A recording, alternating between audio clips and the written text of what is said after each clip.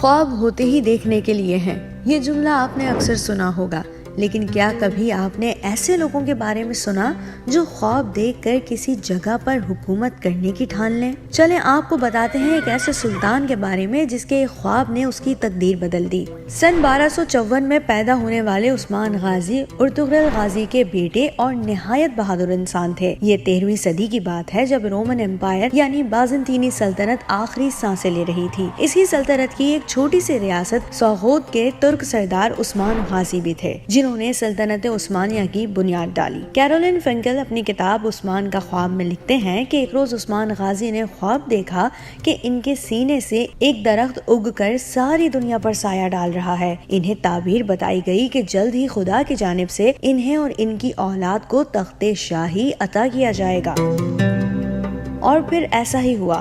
عثمان غازی نے قدرت کا اشارہ پاتے ہی آس پاس کی سلجوق اور ترکمان ریاستوں کو فتح کیا۔ بازنطینیوں کو پے در پے شکستیں دے کر اناطولیہ کے بڑے حصے پر اپنا جھنڈا گاڑ دیا، جس کے بعد طاقتور سمجھی جانے والی یہ سلطنت 600 سال تک قائم رہی اور دنیا کے 3 بر اعظموں تک پھیل گئی۔ عثمان کے جانشینوں کی نظریں یورپ پر تھیں۔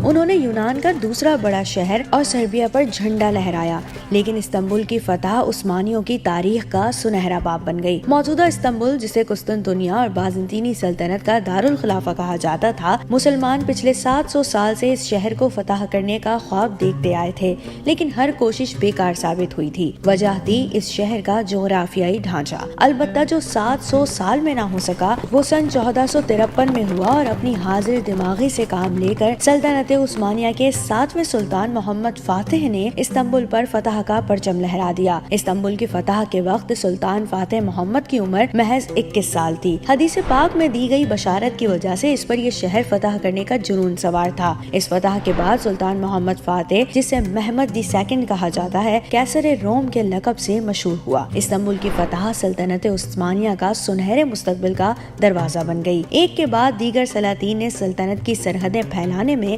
اہم کردار ادا کیا۔ سلیم اول کا نام اس سلسلے میں نمایاں ہے، جنہوں نے مصر میں حکومت قائم کی۔ ان کے جانشین سلیمان علی شان نے مغرب، وسطی یورپی علاقوں سمیت ہنگری میں بھی عثمانیوں کی چھاپ بٹھا دی۔ مشرق میں عثمانی بحریہ نے ایران سے بغداد پر قبضہ کیا اور فارس کی سرزمین پر بھی اپنے قدم مضبوط کر لیے، اور یوں یہ سلطنت دنیا بھر میں طاقتور ترین سلطنت تسلیم کی جانے لگی۔ استنبول پر عثمانیوں کے قبضے نے یورپینز کو شدید صدمے سے دوچار کیا۔ ترکی کو قبول کرنے میں بھی وہ شش و پنج کا شکار رہے، یہاں تک کہ یورپ میں ایج آف ڈسکوری کا آغاز ہوا۔ بر اعظم امریکہ کی دریافت اور اس پر قبضہ کرنے سے یورپ کو باقی دنیا پر برتری حاصل ہوئی۔ 16ویں اور 17ویں صدی میں یورپ نے سائنس اور ٹیکنالوجی کی دنیا میں قدم جما کر سب کو پیچھے چھوڑ دیا۔ اس طرح یورپ دنیا کے نقشے پر پھیلتا چلا گیا اور سلطنت عثمانیہ سکڑتی چلی گئی۔ عثمانیوں کے اقتدار میں رہنے والے علاقوں پر یورپینز قبضہ کرتے چلے گئے، یہاں تک کہ پہلی جنگ عظیم کے دوران انگریزوں نے ان سے اناطولیہ کے علاوہ تمام علاقے چھین لیے۔ سلطنت عثمانیہ سے ہندوستان کے مسلمانوں کو خاصا لگاؤ تھا،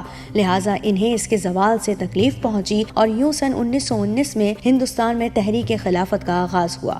اس سے پہلے یہ تحریک مزید زور پکڑتی 1922 میں کمال اتاترک کی قیادت میں قوم پرست طاقتوں نے ملک کا اقتدار سنبھال کر خلیفہ عبدالحمید کو معزول اور خلافت کے منصب کو ختم کر دیا، اور یوں 623 برس تک شان و شوکت سے راج کرنے والی اس عظیم سلطنت کا سورج ہمیشہ کے لیے غروب ہو گیا۔ جدید ترکی کے معمار کمال اتاترک نے مغربی طاقتوں سے مل کر 1923 میں معاہدہ لوزان پر دستخط کیے۔ اس معاہدے کے تحت خلافت عثمانیہ ختم کر دی گئی اور تینوں بر اعظموں میں موجود اس خلافت کے اثاثوں اور املاک سے بھی دستبرداری اختیار کر لی گئی تھی۔